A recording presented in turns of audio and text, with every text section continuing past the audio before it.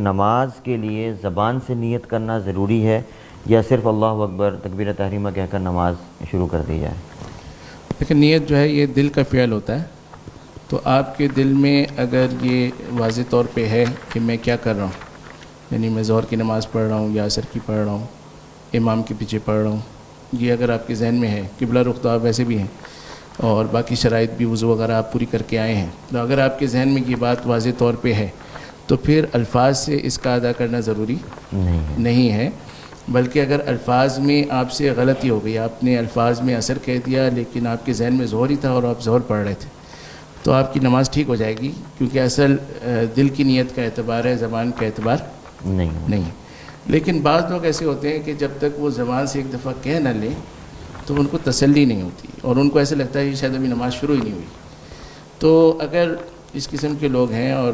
ان کو کہنے سے تسلی ہوتی ہے تو پھر ان کے لیے مناسب ہے کہ وہ کہہ لیں تاکہ